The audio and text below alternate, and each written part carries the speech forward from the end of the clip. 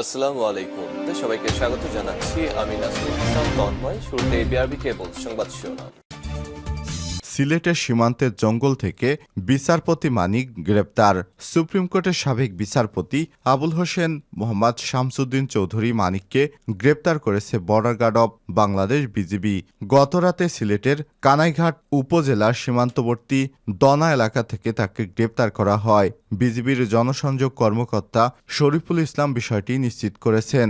বিচারপতি শামসুদ্দিন চৌধুরী মানিক সবসময় মানুষকে রাজাকার ইত্যাদি বলে গালিগালাজ করতেন। এরপর বিচারপতি মানিক নাকি দেলোয়ার হোসেন সাঈদীকে ফাঁসি দিয়েছিলেন, এমনটাই জানিয়েছে তৎকালীন প্রধান বিচারপতি এস.কে. সিনহা। এবং এর আগে বিএনপির প্রতিষ্ঠাতা এবং সাবেক রাষ্ট্রপতি জিয়াউর রহমান সম্পর্কেও আপত্তিকর মন্তব্য করেছিলেন বিচারপতি শামসুদ্দিন চৌধুরী মানিক। এরপর জানিয়ে দিব সাবেক চিফ হুইপ আসম ফিরোজ গ্রেপ্তার। জাতীয় সংসদের সাবেক চিফ হুইপ টানা ৮ বারের সংসদ সদস্য আসম ফিরোজকে গ্রেপ্তার করেছে ডিবি। জানিয়ে দিব বন্যা নাকি ষড়যন্ত্র সেটি তদন্ত করে দেখব বললেন উপদেষ্টা আসিফ মাহমুদ। এদিকে বন্যার্তদের সহায়তায় রাজনৈতিক বা ধর্মীয় পরিচয় নয় বললেন তারেক রহমান। যারা বন্যাদুর্গত এলাকায় আটকে পড়েছেন তাদেরকে কোনো রাজনৈতিকভাবে না দেখে বা তাদেরকে ধর্মীয় দৃষ্টিকোণ থেকে না দেখে সবাইকে সমানভাবে সহায়তা করার আহ্বান জানিয়েছেন বিএনপির ভারপ্রাপ্ত চেয়ারম্যান তারেক রহমান। এবারে জানাবো ফ্যাসিস্ট থেকে রক্ষা পেতে ১৫ বছরে অসংখ্য মানুষ শহীদ হয়েছে অভিযোগ করলেন বিএনপির মহাসচিব মির্জা ফখরুল ইসলাম আলমগীর। এবং সর্বশেষ জানিয়ে দিব আজ ৬০ কর্মকর্তার সাক্ষাৎকার, পদায়ন নীতিমালা শিথিল, তৈরি হচ্ছে ডিসিদের ফিটলিস্ট। বৈষম্যবিরোধী ছাত্র আন্দোলনে ছাত্র জনতার গণঅভ্যুত্থানের পর জেলা প্রশাসক ডিসি নিয়োগ দিতে ফিটলিস্ট তৈরির কাজ শুরু করেছে সরকার। দীর্ঘদিন ধরে পদায়ন এবং পদোন্নতি বঞ্চিত কর্মকর্তাদের সুযোগ দিতে ডিসি পদায়ন নীতিমালা শিথিল করা হচ্ছে। নতুন তালিকা তৈরি করতে ৬১৭ জন উপসচিব পদমর্যাদার কর্মকর্তাকে আলোচনায় রাখা হয়েছে। প্রিয় দর্শক, এতক্ষণ শুনছিলেন সংবাদ শিরোনাম, এবারে বিস্তারিত। তবে তার আগে বন্ধুরা অনুরোধ থাকবে এই সংবাদটিতে একটি লাইক দিন। এই চ্যানেলে আপনি নতুন হয়ে থাকলে আমাদের সংবাদটি দেখতে দেখতে চ্যানেলটি সাবস্ক্রাইব করে রাখুন। কমেন্ট করে আপনার মূল্যবান মতামত জানিয়ে দিন বন্ধুরা আপনি বিশ্বের কোন দেশ থেকে বা বাংলাদেশের কোন স্থান থেকে আমাদের সংবাদটি দেখছেন এবং শুনছেন। এবারে বিস্তারিত। সিলেটের সীমান্তের জঙ্গল থেকে বিচারপতি মানিককে গ্রেপ্তার। বিচারপতি মানিক শেখ হাসিনার অত্যন্ত ঘনিষ্ঠজন ছিলেন বলে জানা গেছে। সুপ্রিম কোর্টের সাবেক বিচারপতি আবুল হোসেন মোহাম্মদ শামসুদ্দিন চৌধুরী মানিককে আটক করেছে border guard of Bangladesh BGB. শুক্রবার গভীর রাতে সিলেটের কানাইঘাট উপজেলার সীমান্তবর্তী দনা এলাকা থেকে তাকে গ্রেপ্তার করা হয়। বিজিবির জনসংযোগ কর্মকর্তা শরীফুল ইসলাম বিষয়টি নিশ্চিত করেছেন। বিজিবি জানিয়েছে সাবেক বিচারপতি মানিক সীমান্ত দিয়ে ভারতে পালিয়ে যাওয়ার চেষ্টা করছিলেন। এ সময় স্থানীয় জনগণের হাতে তিনি ধরা পড়েন। পরে বিজিবি তাকে গ্রেপ্তার করে। এর আগে বিএনপির প্রতিষ্ঠাতা এবং সাবেক রাষ্ট্রপতি জিয়াউর রহমান সম্পর্কে আপত্তিকর মন্তব্য করায় সাবেক বিচারপতি মানিকের বিরুদ্ধে এই ১৯ আগস্ট নোয়াখালীর আদালতে মামলা দায়ের করা হয়। জাতীয়তাবাদী কৃষক দলের কেন্দ্রীয় কমিটির সাংগঠনিক সম্পাদক জিয়াউল হাসান পলাশ বাদী হয়ে নোয়াখালীর সিনিয়র জুডিশিয়াল ম্যাজিস্ট্রেট ১ নং আমলি আদালতে মামলাটি দায়ের করেন।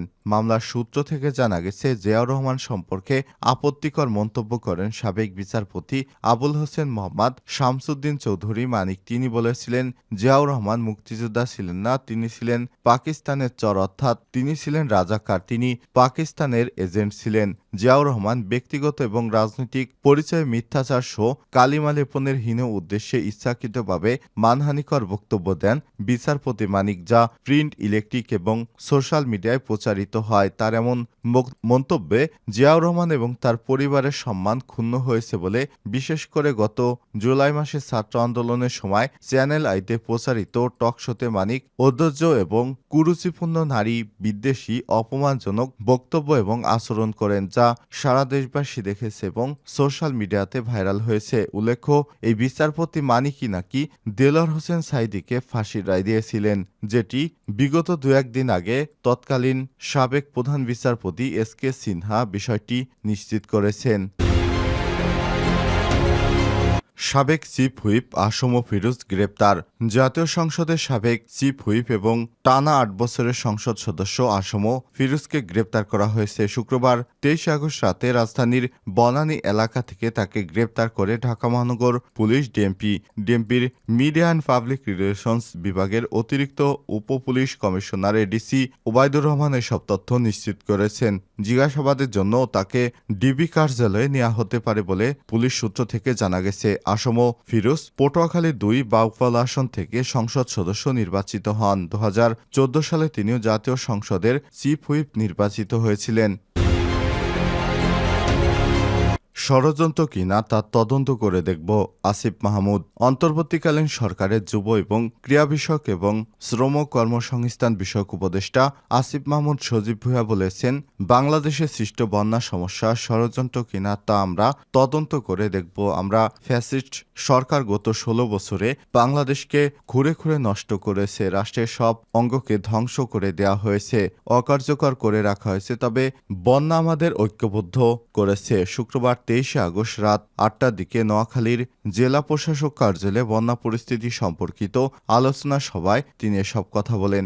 আসিফ মাহমুদ সজীব ভুঁইয়া আরও বলেন, ব্যক্তিকে দোষ দিয়ে লাভ নেই, আমরা বলছি সিস্টেমকে রিফরমেশন করব। তিনি আরও বলেন, তার ঊর্ধ্বতনকে কাজ করতে না দেখেন তাহলে তিনি করেন না, এটাই স্বাভাবিক। তাই উপর থেকে নিচ পর্যন্ত সিস্টেম সঠিক করতে হবে। বর্তমান যে ক্লান্তিকালীন পরিস্থিতি সেটা চলে যাওয়ার পর আমরা সিস্টেম রিফরমেশনে হাত দেব। ছাত্ররা এর জন্য লড়াই করতে সক্ষমতার পালাবদল এর জন্য নয়। এ সময় তিনি বলেন, নোয়াখালী উপকূলীয় অঞ্চল, এখানকার মানুষ বন্যার সাথে খুব একটা পরিচিত নয়, তবে উপকূলের প্রাকৃতিক দুর্যোগ এর বিষয়ে তারা সবসময় সচেতন। তাই উদ্ধার কাজে সবার কিছুটা বেগ পেতে হয়েছে। আমরা চাই সবাই মিলে কাজ করব। অন্যান্য জেলার মানুষ নোয়াখালীতে সাহায্যের হাত বাড়িয়ে দিতে এসেছে, আপনারা তাদের সহযোগিতা করবেন। এর আগে যুব এবং ক্রীড়া উপদেষ্টা আসিফ মাহমুদ সজীব ভুঁইয়া নোয়াখালীর বেগমগঞ্জের টেকনিক্যাল স্কুল আশ্রয় কেন্দ্রেও পরিদর্শন করেন। এ সময় বাসিন্দাদের সঙ্গে তারা কথা বলেন, তাদের খোঁজ খবর নেন। এরপর আশ্রয় কেন্দ্রের বাসিন্দাদের পুনর্বাসন এবং সরকারি সহায়তার বিষয়ে আশ্বস্ত করেন তিনি। জেলা প্রশাসক দেওয়ান মাহবুবুর রহমানের সভাপতিত্বে সভায় সেনাবাহিনীর ১৬ পদাতিক CEO, lieutenant colonel Ashraful Uddin, জেলা পুলিশ সুপার মোহাম্মদ আসাদুজ্জামান সহ বিভিন্ন দপ্তরের প্রধানেরা, গণমাধ্যম কর্মী, বৈষম্যবিরোধী ছাত্র আন্দোলনের সমন্বয়কেরা এবং বিভিন্ন শ্রেণী পেশার মানুষ উপস্থিত ছিলেন। বন্যার্তদের সহায়তায় রাজনৈতিক বা ধর্মীয় পরিচয় নয়, তারেক রহমান। দেশে বন্যা দুর্গত মানুষের সহায়তায় রাজনৈতিক বা ধর্মীয় পরিচয় না দেখে সবাইকে সমানভাবে সহায়তা করার আহ্বান জানিয়েছেন বিএনপির ভারপ্রাপ্ত চেয়ারম্যান তারেক রহমান। শুক্রবার ২৩ আগস্ট এক ভিডিও বার্তায় দলীয় নেতাকর্মীদের উদ্দেশ্যে এই আহ্বান জানান তিনি। তারেক রহমান জানান, আপনারা সমন্বিতভাবে বন্যা কবলিত এলাকার মানুষের পাশে দাঁড়ান, তাদের প্রতি সহায়তার হাত বাড়িয়ে দিন। বন্যা কবলিত অঞ্চলের মানুষের জন্য খাদ্য, বস্ত্র, চিকিৎসা ও ওষুধের সহায়তা দিন এবং ব্যবস্থা নিন। নেতাকর্মীদের উদ্দেশ্যে তারেক রহমান আরও বলেন, আপনাদের সতর্ক থাকার আহ্বান করছি যে দেশ ছেড়ে পালিয়ে যাওয়া স্বৈরাচার দেশের মানুষের উপর হিংসা, বিদ্বেষ ও বিরোধী বিভেদ তৈরি করেছিল, কিন্তু আপনাদের প্রতি একান্ত অনুরোধ, মানবিক সহায়তার ক্ষেত্রে আপনারা দয়া করে কোনো রাজনৈতিক বা ধর্মীয় পরিচয়কে প্রাধান্য দিবেন না। একই সঙ্গে আপনারা ব্যক্তিগত এবং দলীয় উদ্যোগের পাশাপাশি বন্যার্তদের সহায়তার জন্য এবং প্রশাসন আপনাদের কাছে কোনো সহায়তা চাইলে দয়া করে সাধ্যমতো সেটি তাদের হাতে দিয়ে দিন। ব্যবসায়ীদের উদ্দেশ্যে বিএনপির এই শীর্ষ নেতা আরও বলেন, দলমত নির্বিশেষে আপনারা যদি ঐক্যবদ্ধভাবে বন্যা কবলিত মানুষের পাশে দাঁড়ান, যার যার সাধ্যমতো বিপদগ্রস্ত মানুষকে সহায়তার জন্য এগিয়ে আসেন, আল্লাহর রহমতে অবশ্যই এই পরিস্থিতি মোকাবেলা সম্ভব। তারেক রহমান আরও বলেন, হঠাৎ করেই আকস্মিক বন্যায় দেশের উত্তর পূর্ব এবং দক্ষিণ পূর্বাঞ্চলে লাখ লাখ মানুষ পানিবন্দী হয়ে পড়েছে। পূর্বাঞ্চল এবং জেলার পর জেলা প্লাবিত হয়, মানবেতর জীবনযাপন করতে বাধ্য হচ্ছে লাখ লাখ মানুষ। জীবন এবং জানমালের ক্ষয়ক্ষতি হয়েছে। এরই মধ্যে জীবন থেকে কয়েকজন মানুষের ভয়াবহ বন্যায় বিভক্ত হয়ে পড়েছে জনজীবন। এদেরকে অবশ্যই আমাদের সামর্থ্য অনুযায়ী সবটুকু দিয়ে সহায়তা করতে হবে।